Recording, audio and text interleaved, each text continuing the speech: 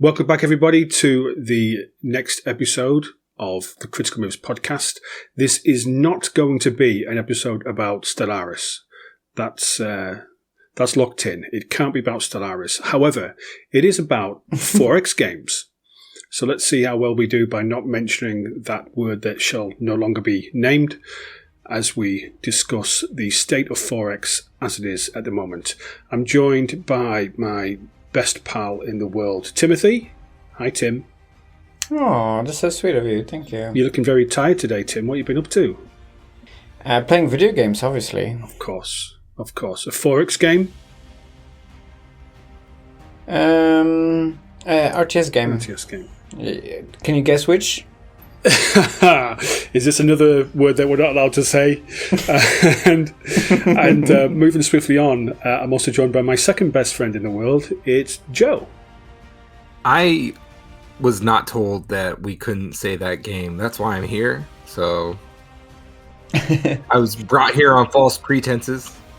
You can leave. Tim and I will carry this as we normally do. So it's You'd be lost. It'll be all right. Yeah. So what's this episode about then, Al? It's about 4X games. It's about the state of 4X as a subgenre of strategy games. Yesterday, Ender's Legend 2 was released, and on Monday, the 4X Fest on Steam begins. So I'm interested to see what might be on sale. But I thought we could have a look at 4X games, what we've had so far, without mentioning that one particular game, what we enjoy about the game types, and what we're looking at for the future. So without mentioning that one game,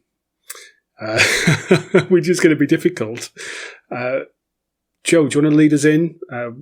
What's your second favourite 4X title? Goodness, that is a tough one for me. It depends on if you consider grand strategy games 4X, if that makes sense. Yeah, that's a big question, I guess, right? Let's start with something different then, because rather than naming a game type, Tim raised a very interesting point just before we hit record on this, which is how do you define 4X compared to grand strategy? So, Tim, you go with that. What do you think? So, N4X is definitely something called exploration. I think there are a lot of grand strategy games that don't have the exploration feature. And on top of that, there's also a different focus, I would say. So the 4X doesn't usually focus as much on the internal realm and is more about the external realm, whereas a lot of grand strategy games, there's a lot of internal politics or economy management and so on, and it's like a little bit on a lot of different topics like that. But yeah, I don't know. What do you think? I was going to say, related to what you said, really, one of the big differences for me is grand strategy games, you start with a history usually. There's a backstory, a big one, and you know it usually. If you start with Portugal, there's a lot going on when you start the game in a grand strategy. But a lot of times in 4X, sure, you might have a paragraph about what your faction you just created's been up to, but it's mostly a blank slate. And like you said, it's not about what you were, it's about what you're going to go become in a 4X game, I think a lot. Whereas the grand strategy, what you are already has a major role in the game. Well, 4X is explore, expand, exploit, exterminate. So that precludes any of the Civ-style victory conditions. So I guess you're not going to be getting a cultural victory or a scientific victory at the same time as exploiting and exterminating, are you? So is it just down to the win conditions? Is that the simplest way to define the difference? I mean, that's part of it, and I guess your goals, which is kind of what you're saying, but again, I think a lot of times people go into grand strategy games with different goals than you would in a 4X. In a 4X, most of the time you're trying to take over whatever mass you're on a 4X. The goal is to take it over. On a lot of grand strategy games, that's not always the case. I'd say there's probably overlap. I can think of a few games that are probably a little bit of both. Oh, for sure. Right? Yeah, absolutely. I mean, the Civilization series, would you say that the Civ series was 4X or Grand Strategy? 4X. 4X. For sure.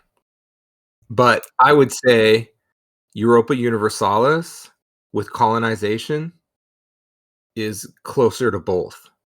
Especially, there's a mod, or not a mod, there's an expansion you can get that makes the new world random, and you don't know what's in the new world. Oh, that yeah, becomes that's true, much yeah. more of a hybrid. I think that's the best example I can think of. So I'm sorry to disappoint you, Al, but to give I think the perfect example of a game that hits both would be something like Stellaris. Oof. Strike one. Oh, we get 3? Okay, we're good. Yeah, you get 3. Yeah, you can have 3 between you. Okay. Go on, Tim. So you've mentioned it now. You might as well continue. Yeah, no, I mean, it has both, right? Like you have a lot of the different aspects. You do control your population, you control diplomacy, you control all these different aspects, as well, and politics and so on. As well as you start from a singular point, and then you expand and explore and look around what's there. So it really has these two elements of both of them, I would say. But so if we focus mostly on 4X, admitting that some of them might also be grand strategy games, that does leave us with a quite wide range of games. And the question, I guess, for today was, what's the state of 4X games, right? Yes. However, I just want to come back to that on the Stellaris front. And that doesn't count as a strike for me because Tim already mentioned it. So it's a continuation of the same point. So just to clarify, I don't think it's grand strategy in the slightest. Oh, okay. Because if you look at diplomacy in Stellaris, it's quite basic, isn't it? This is a game where you explore the galaxy, you expand your empire, you exploit your enemies, and then ultimately and eventually exterminate them. It is the quintessential 4X title. Now, I want to interrupt and say the diplomacy compared to where it was is light years ahead compared to where it was where it started. But it is still pretty basic. But it's very basic compared to a grand strategy title, where I think it's much more involved, where there's more alliances to be formed. Yeah, I'm going to say that Stellaris is 4X through and through. But anyway, we're not talking about Stellaris, are we? Well, we're not going to. We could talk about it twice more. Okay, we've had one strike. We can have 2 more, and then that's it. The Endless series from Amplitude, mixed ideas, mixed reception. What do you think of those games? I never played them. You've never played them? Wow, I'm quite surprised because you always strike me as the person who's played everything. I'm not like Nuno, who plays things for 30 minutes and then writes an article about it, but someone who actually invests time in games. Did you say Endless Space or Endless Legends? Well, they're from the same universe. They're from the Endless universe. Yeah, but I might have played the Space one a long time ago, but not the Grand one. So Endless Legend was released in 2014, and Endless Legend 2 released yesterday, the 7th of August. Have you seen any of the promotional material? Have you looked at the game? A little bit. It didn't strike me as something that I need to sink in another 100 hours in to really, enjoy it. Which is exactly the point of this episode. Is the state of 4X? Is 4X gaming doing anything different? Is there any benefit from playing Endless Legend 2 compared to the original Endless Legend from 11 years ago? Is the subgenre moving forward, or is it just a rehash of the same tired tropes that we see in every single 4X game? Well, I think in Endless Legend, you did make a good pick because it is one of those games out there that's trying to do a few things differently. Mm-hmm. But kind of like Tim, I haven't played all that much of it, honestly. So in Endless Legend 2, they brought in a new mechanic called Tidefall. And how this works is periodically there's a change in the ocean level. It's a water world, and periodically there's a change in the water level, and the ocean drops and reveals more land. So it's not just a case of you open up your map, you start your game, and this is the set land. It changes as the game progresses, which on the surface sounds like quite an interesting thing to do. But is it just a imaginative way of dressing up an expansion of the play area? Is that what we've come to, where we're throwing in gameplay mechanic gimmicks as a way of making this particular type of game seem relevant and worth your hard-earned cheeseburger money? You know, it reminds me of the gimmicks that Civ 7 tried with the changing your faction and stuff like that. Similar thing where they're just picked something and we're going to try it. Hopefully people like it. Well, they copied that off of Humankind, right? So interestingly, Humankind was the last game that Amplitude released in 2021. It was supposed to be their magnum opus, the game that they'd spent years developing. It was going to be the Civ killer. I mean, I remember looking at, I think I actually owned a domain for Humankind. I thought about starting a community around it way back then, 4-5 years ago. I was really excited for it. Mm-hmm, and I think a lot of people were, and I was as well. I thought, because I've loved the Civilization series ever since Civ 2, and I thought this is going to be an incredible game, and it fell flat on its face. I think that's the polite way of putting it. If you want to be impolite, it was absolutely shit, and and nobody liked it. There were some really good ideas. There were some aspects of it that I thought were really well made. Mm-hmm. So why did it fail? I mean, if we're talking about the state of 4X games, and this was supposed to be Amplitude Studios' magnum opus, it was their ultimate game, and it was touted as this Civ killer, and it failed. Why is that?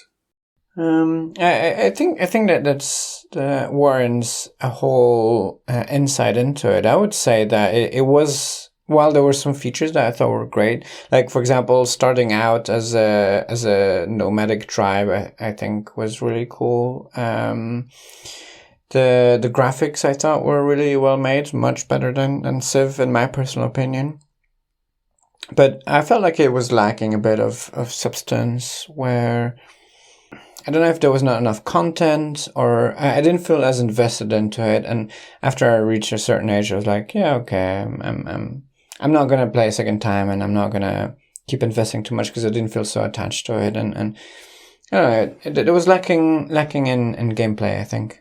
But Firaxis clearly enjoyed it, didn't they? I know, but I don't know why, because I thought that those games, that gimmick took a lot of my investment out of a faction, I felt like. Because you start as the Syrians, and then you're Huns, and then you're somebody else and someone else. And I liked it the old way, where you were whoever the whole time. Gilgamesh. You're Gilgamesh the whole time. I liked that way.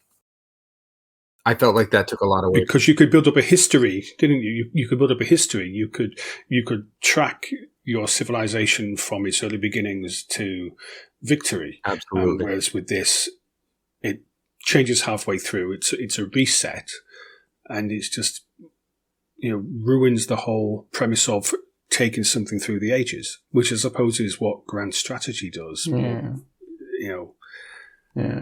So is Humankind a 4X game, or is it a grand strategy game, or have we still not decided what the difference is between 4X, them? Yeah. I guess it's a you know it when you see it sort of deal, because for sure 4X for me. Yeah, absolutely 4X. I would say that you're saying about the future of 4X, and are we stuck with gimmicks as pretense for advancement? And I would say that actually 4X is one of those genres, together with grand strategy, that has the most room for future advancement and new mechanics and new game design ideas and innovations that a lot of other genres don't have. When I think of RTS, I don't see a very novel idea really being able to break through anytime soon. Whereas with 4X, I think there's so much yet that is still untouched and that's still doable. And I'm super excited for that, to see what developers are still going to be making in the future in that genre. But you've got to be brave and you've got to be bold and you've got to be willing to take risks. And when we look at Amplitude with Humankind, when we look at Civ 7, is it a case of they haven't taken big enough risks, or is it a case of they have taken risks and they haven't been successful? And does that not mean that we are, and we've discussed this, and it has been a theme throughout our podcasting journey, where we've said that indie developers are the people that we look to for innovation because there's no huge financial risk in trying something new. Yeah, I think they're trying things, but they're just taking the wrong risks. And I don't know if they're skimping on quality control or testing because nobody noticed that these things aren't fun. Or or do you have just like a yes man situation, Yeah, where the people that are asking, is this fun? They say, yes, it is, because they risk upsetting someone. I want to just go ahead and say it right now. Developers, if you want to send some money to Critical Moves and let you know if your game sucks, we'll tell you. Happy to. I mean, if they really want to, we can tell them for free as well. We'll start for free. Yeah, Okay, we'll barter. And then we'll have like some features. We'll have some features that they can unlock for money, right? Yeah, perfect. Yeah, perfect. Like a personalized and signed report of how bad your game is, or how great. Might be good. Yeah, I would say for Civ 7, they were bold in some areas, I guess, but not that bold. And it depends who you ask if they should be bold or not. I think there's plenty of fans out there who really thoroughly enjoyed many of the Civ games and would have been perfectly happy with a more modern, more well-polished, more beautiful, with modern mechanics, a Civ game that didn't change too much. I think a lot of people would have enjoyed that. That's not me, but I recognize that still. They could have taken it in a whole different direction. And yeah, I think the age-shifting system, it's kind of odd that they saw Humankind and they saw them flop with that, and then they said, hey, look, we're going to do that too. Or maybe they thought we can do that better. Maybe, but they didn't even try. They just did the same thing. I think of the three of us here, there's only Joe who's played Civ 7, isn't there? Yeah, and I only played it for the review. I haven't played a minute since.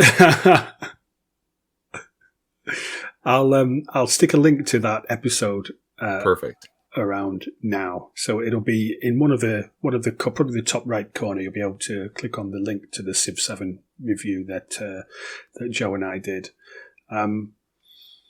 What will Civ 8 look like? You know what they should do is try to modernize Alpha Centauri, but like really do it and make a modern game out of Alpha Centauri. That would be fun. Maybe that's not Civ 8, but that's their big next thing. Alpha Centauri 2. But it took them almost 10 years to make between Civ 6 and Civ 7, right? So if we wait another 10 years, we can almost forget about Civ 8 in terms of what we should be tthinking about for future games. I suppose a lot can change in 10 years, kind of. I mean, I'll probably be dead. Yeah. Or, or at least in a nursing home somewhere, getting my ass wiped by nurses and being fed through a straw. Nice. But, there's a nice image for you to take away. I think one way that if they really wanted to try something, Stellaris sort of landed on this, and I think it did well for Strike them. 2. I know. Is adding in story. Adding in story helps with some of these 4X games. I think if they created some unique factions that you could compete against, sure, have some generated ones, but also have some with really good stories. Pay someone, don't use AI, pay someone and have them go out and make you some real factions you could fight against and concentrate on a good AI you can play against. What's that game? AI Wars is notorious for having some of the best AI. Don't just make it so the AI you're playing against just has more bonuses and that's the only reason why it's good. Make it good. I think that could be an innovation that would be worth looking at, is better story, better AI. I think people would care about that. Well, here's something hot off the press for you.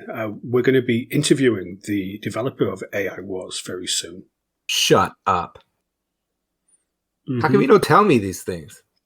I thought I had, but I'm not sure when. But it'll probably be in September. I'd imagine the episode comes out. I'm still in negotiations about how nice he wants us to be about his games, but that's something we've got planned. But it's kind of difficult to do story well with 4X, right? Because it's a bit sandboxy, and then stories and sandbox is kind of difficult to put them together. So I can imagine that can be a bit of a struggle for developers. But is it? I mean, because this is the thing with that game that we don't talk about, is that I think that's 3. That's make your own. 3. I haven't mentioned it. You make your own story. It's like you could be sat at 500 years in, and you've developed this entire history of your faction. Your alliances. You develop rivals, enemies. These are all things which I think that you as the player develop. You develop your own narrative. Can you have a good story in a sandbox game? And I think you can. You just need a bit of imagination, and not just to play as the humans like Joe always does. Hey, I like what I like. Yeah, I guess that's I guess it's like something that you have to connect with in the game, right? And okay, like a lot of grand strategy games and so on also have characters. I'm thinking about something like Crusader Kings, and then like you feel a direct connection with the ruler, and that can create a lot of story because the ruler goes through certain things, goes through life. There's events. There's like drama involved with his wife or something like that, and that is a lot easier to create. You can also relate to the population, for example. Oh, you're trying to make sure that the population is happy. You provide them with goods, such that luxury goods or whichever. And then you feel like, oh, look, I'm such a good ruler. I'm taking care of my population. And that thus you feel connected. And if there's a volcano that bursts out and population are burning, it's like, oh no. And it's like, it does feel part of the story. But you do need something to connect with. To have story, I think. And 4X is more often than not a bit more removed from those elements. It's more about, the analytical, oh, I'm going to send an army over here, I'm going to explore over there. So it doesn't have as much to connect with as a lot of grand strategy games do, I reckon. So what would be your ideal, if you could make your own 4X game? What would it look like? It'd probably be also something quite novel.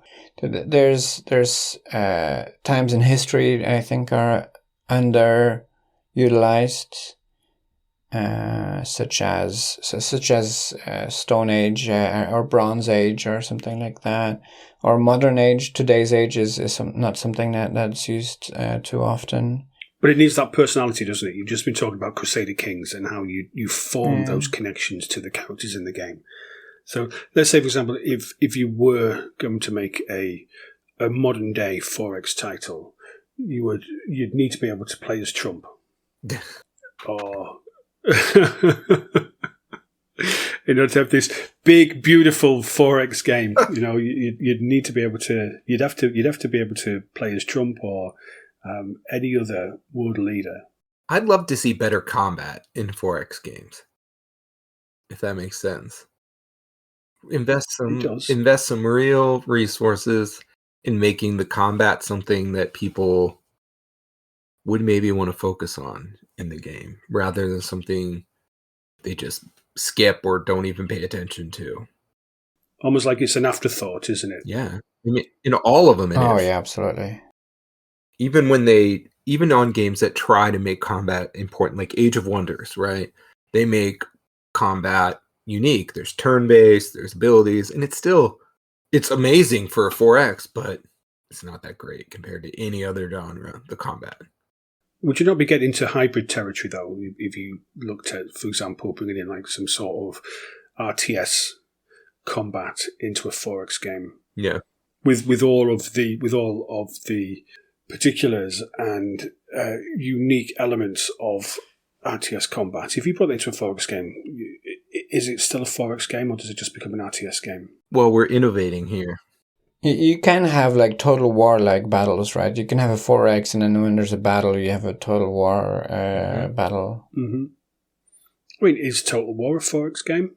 It has 4X elements. I mean, if you think what we said, you explore the map, you expand, you exploit, and then you exterminate. Yeah.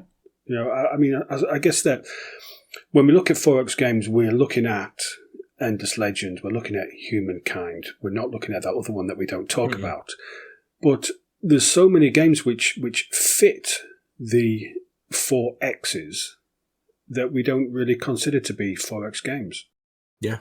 All the Total War games really do fit. And I hardly even think of them as real-time strategy, even. I mean, they are real-time strategy, but, I just think of them as their own genre, Total War game.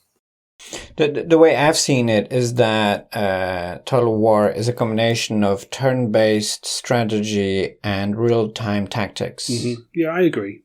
I don't think that they're RTS games. I think that the turn-based element is much more prevalent than the real-time sections. And that's a strategic part, and then the tactical part is in real time.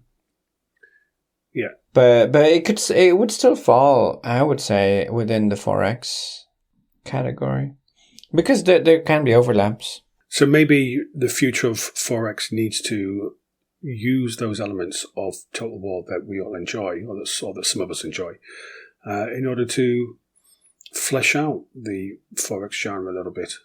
I don't think it needs to. I think it can go its own direction, because, I mean, Total War is already using up so much space, right? Like, I don't think we need more Total War, but you can focus more on combat. I think there's definitely a direction I can go in, especially something with like space exploration or something like that. Like, a lot of the space games have very little combat mechanic, and I find a huge pity. I would like to see a lot more of that. Same thing with something like Anno 1800, which you could also say is a bit 4X, even though the focus lies way more on the city building, which doesn't fit too much in 4X, but it does have all four of the X's.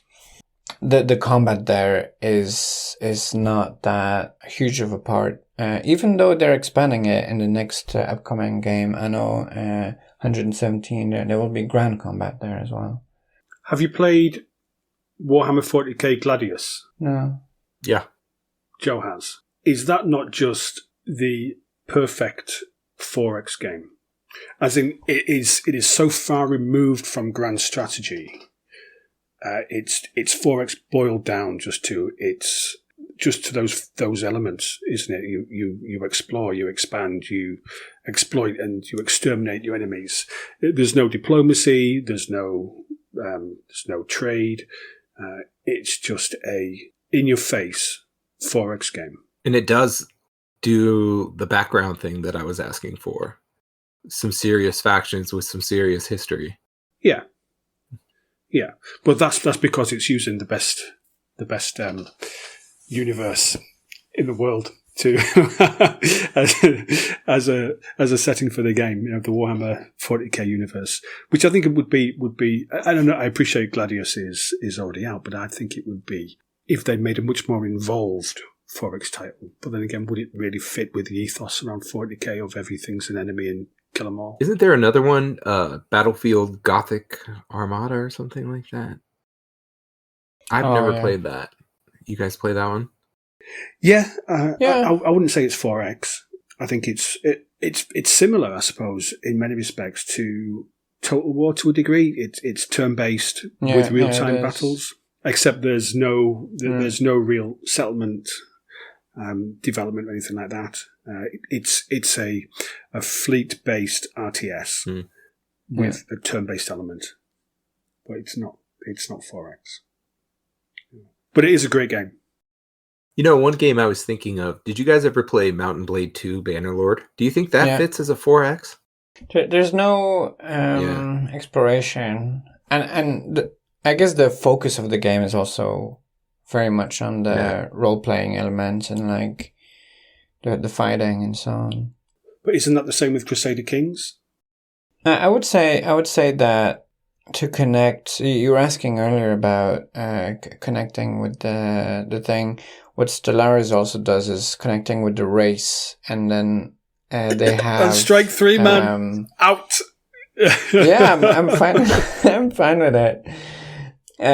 You can kind of impersonate the race you're playing, and maybe they're like super xenophobic and they use they eat their enemies or whatever. You can have you can really impersonate it, and like, it's a bit like a role playing game in that sense. The Devouring Swarm. Yeah, and I think you can do that with other kinds of factions. It doesn't have to be a space game with certain races. It can be something else, but you can have that. I'm going to role play as this kind of empire, and then Okay.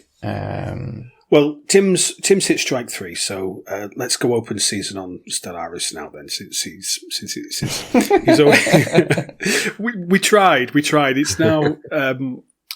I didn't. About 30 minutes in, and we've killed it. Is anything ever, and not Stellaris 2, is anything ever going to dethrone Stellaris as the king of the 4X games? In my heart? Yeah, absolutely. Elaborate. I much preferred Distant Worlds to Stellaris. I personally that fit more with me. There was more customization, felt more sandboxy. I think that Stellaris is. I just switch between the ways of saying it. Stellaris, whichever fits. I think that Stellaris is much more accessible to a casual gamer than Distant Worlds. Oh yeah, and maybe that's why it remains far more popular than Distant Worlds. Oh, absolutely. I appreciate it's not very easy to play, but even the most casual gamer can, with a bit of effort, can get involved in Stellaris. Yeah, no, and that's why I mentioned it in my heart. I fully acknowledge that Distant Worlds is probably a worse game for most people.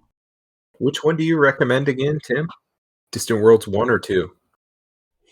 I tried Distant Worlds 2 when it first came out. I thought it was a way worse game. I thought the 3D elements were unneeded.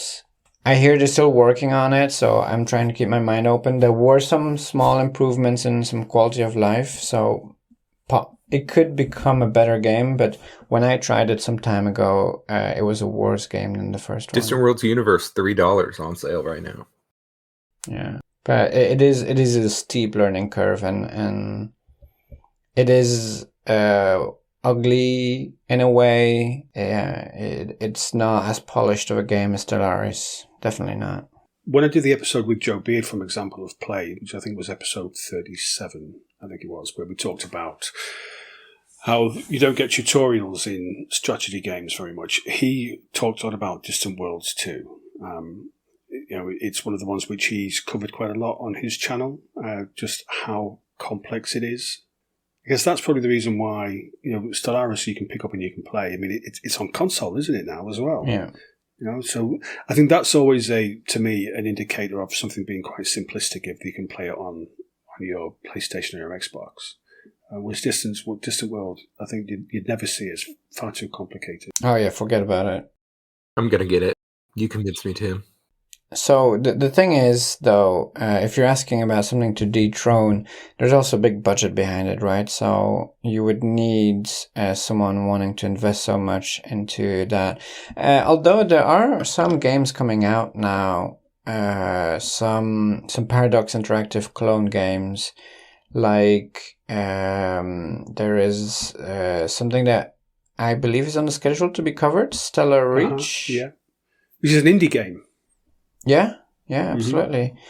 There's also one for Victoria, Gilded Age. It's also something that looks to be coming out, which also, shows some promise. Yeah. Well, we won't steal the thunder for episode 44 in a few weeks' time, where we'll look at Stellar Reach. But Joe also said there was something that he thinks there'll be something which can dethrone Stellaris, and I'd like to know what he thinks would be the game that does that. Or were you just talking in general, Joe? I think I was just talking in general. Nothing's landing on me. Stellaris 2, where they make good combat. But it might not. It might not. They're just gonna keep pumping out DLCs. No. I mean, it might turn out not to be so great, and people might keep playing Stellaris 1. Well, I think this is the thing. Paradox have invested so much money and time. I mean, Stellaris is 8 and 9 years old now, and they continue to add DLCs. They now have their subscription model, so you can. I think it's $8.99 a month, and you get access to everything. The issue I think that you'll find, and the reason why I think it will be eventually surpassed, is because the technology hasn't moved on. It's still based upon code that was written in 2016 or whatever it was that it was released, and there's only so many modifications you can make to that. So something will come along which will utilize multi-threaded technology or whatever, and Stellaris won't be able to compete with that. We've looked at, when we did and I think we've covered Stellaris on a couple of our previous episodes, but we looked at the issues with the mid-game lull, the late-game lag. These, in particular the latter, these are all as a consequence of the technology not being able to move forward in order to keep pace with modern machines. So somebody who comes along and makes a game like Stellaris, with customization, with sandbox, using all of the 4 X's, but with that storytelling, role-playing element, someone comes along and harnesses the power of modern technology, that will eclipse Stellaris. It's just a matter of when, not if. Something I want to add to, you got to make the exploration cool. It's space. Make the exploration cool. Oh, yeah. Make the planets you find unique and interesting. I feel like in Stellaris, we're talking about again, a lot of the planets you end up finding, especially after you played a couple games, they're all kind of samey, right? There's no joy to finding something unique in Stellaris after a little while. So someone can somehow unlock that too. Now that I'm dreaming here, guys. Sorry, I'm dreaming, but let's do it. Yeah, I think there's definitely some huge elements about exploration and can be such huge dopamine pumps, I'm thinking about something as simple as the tents in Civilization, where you're exploring the map and then you find some tents and it gives you a small bonus and you're like, oh yes, please, more of that. Come on, food, give me yes. that. And I'm with you. Yeah. No, it's so silly, but like it really fills you with that feeling of like I want to explore as much as possible. Or you found some scouts, or you found another settler in the tents. Oh, you find a settler and you're like, oh my god, yes, please. So I suppose it is the one to beat, I guess, is the message. I mean, if we circle back to the state of 4X, the state of 4X is Stellaris is still the daddy, and it's still the one to beat. And who's going to be the people to do it? And I think when we look at games like Stellaris, and we look at the increase in popularity around indie developers, and more people are stepping into the space and saying, the tools are a lot easier to use in terms of Unreal and what's the other one? Unity. More and more people are saying, well, I've got an idea for a game. I'm going to make a game. And then they're doing it without the corporate influence, without beholden to shareholders. And I think those are the people we need to look at in order to see the success of 4X games as a whole. But probably will have to be a multi-generational endeavor, as first it will be making something really cool that works well, but is not immediately dethroning Stellaris. And then once they've gained that experience, learned what went well, what went wrong, and so on, and then they make a second version or a different game in the same universe or this or that, then they will have learned from all that, and then they will make that big breakout Stellar game. Reach 2. No pressure. Okay, before we go, the 4X Fest starts on Monday. Is there anything you've got your eye on? I appreciate we don't know what's on offer as yet. Is there anything that you've got your eye on where you think, I would love it if that went on sale? I really want to try that game. I get the 4X games that I want and play them for a little while and play Stellaris instead. So you just want all the DLCs to be discounted? Yeah, right. No, I get the subscription and then cancel it in a month. I give myself a month to play it with the DLC subscription and I just cancel it. That's what I do. Maybe I would consider Millennia. Maybe go and check Millennia's reviews if it goes on sale. I would consider that. Millennia, if anybody doesn't know, is the Paradox Civ clone that I heard was pretty good but looked terrible. I think that's what I saw a lot of. It's just not very pretty, but it's fun. So maybe that. Something I was curious about, but I'm not sure. I don't think I'm actually going to get, but Kaiserpunk? Yeah, that's been on my wish list, actually, Kaiserpunk, since it was announced, and I just haven't taken the plunge and bought it yet. Yeah, me neither. It's shown mixed reviews, and I appreciate you get the occasional review bombing, and I also appreciate that it's easier or much more incentivized to leave a negative review than you are a positive review. So it could be great, and I'm just looking at the fact that there's lots of negativity out there and people saying that the game's shit because they don't like it, rather than people saying, I really like this game, and just not bothering to leave a review. I'm showing very positive recent, if that makes you feel better. Yeah. And all reviews has gone up to mostly positive as well. Mm-hmm. So trending in the right way. It is trending in the right way. You're right. I figured that's the case. To be honest, that's the case with a lot of these games because let's remember, usually these are really big games. It's not like a shooter or something like that. It's these huge complex systems that are very interwoven and have a lot of moving pieces. So I figured the development time for these games, they're always going to be really long. And then when is the game released? When is the DLC added? How much does the DLC fix? How much is the release in alpha version? If I'm thinking of some of the other games that were released on launch, most of them were pretty bad and then were maintained for years and years after, including Stellaris, including Victoria, including Civilization. So Yeah, I think that's something to look out for. Is like after release, which direction is it going in? Do they keep working on it? Do they fix a lot of the issues with it? And I think that's something very important to keep track of the developers as well. If they keep loving their products. You've played Old World, haven't you, Tim? No. Who have you, Joe? Mm-hmm. You haven't. I have. You have. I thought somebody had. What do you think of that one? It's a bit of a Civ clone, isn't it? Yeah, I enjoyed it, and this is going to be sad, but I ended up thinking after I was playing it, it stops so early.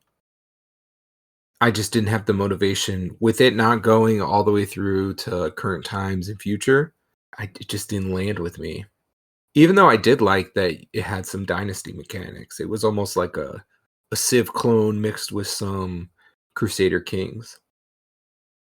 It's just the limited historical scope was a limiting factor for me, but I did. And plus I bought it on Epic, and I hate Epic. Sorry, big Epic. Don't come for us, but I just didn't like playing a game on Epic. I know we're going off on a tangent, but that's quite interesting. Is it not just you just click a button to launch it and then it's the game? Why is it so different? I have no idea why it bothered me. I don't even have the Epic Store pulled up on my computer, so I'd always have to log into the Epic Store. Look, I'm a modern person. I don't know why such small inconveniences bothered me in the long run, but it did bother me in the long run. So would you recommend it if it's on sale? Yeah, I think people should try it because I thought it was fun other than that small limiting factor, and I probably will play it again. There's been too many other things that I wanted to play that have kept me from getting back into it, right? But someone who wants a really tight experience and likes ancient times like that should definitely try it. Highly recommend. If you're like, oh, Civ 7 or Old World, no decision. Old World. Well, I'll have a look for it on the sale and maybe see whether my bank balance will stretch to it. Any final thoughts, guys? Please, if you enjoy, like and subscribe and share with your friends. That was my line. Tim, you going to go off and play some more video games? Yeah, actually, talking about this got me excited for 4X again a little bit. I feel like I haven't played too much of that recently, and I wanna play some 4X right now. What are you going to go play? Distant Worlds. You're gonna laugh, but I actually got me curious about trying another Stellaris. I haven't played it in a long time, to be fair, and I want to maybe give it another try. Have you played it since the update? I played it on release. I remember when it was announced that Paradox Interactive was going to make a space game. It was like, oh my god, it's like Paradox Interactive is like my favorite developer, and space is like my favorite setting. But like I mentioned, I was disappointed on launch. But yeah, I see that they improved a lot on it, so. Let's give it another try. Okay, well, if you're going to play it, go back to the Stellaris episode, and it'll be on the screen now if you're watching this on YouTube, and listen to Joe's mods. Yeah, I remember. Go into our history and find the one where Al didn't cut out all of it. And get the real thing so you can have a good experience. I was saying, though, Al, I haven't even played since December. So I haven't seen any of the new stuff. When's the last time you played, sir? Yesterday? Today? The last time I played was February. Oh, wow. I think that makes me the most recent player, doesn't it? Yeah.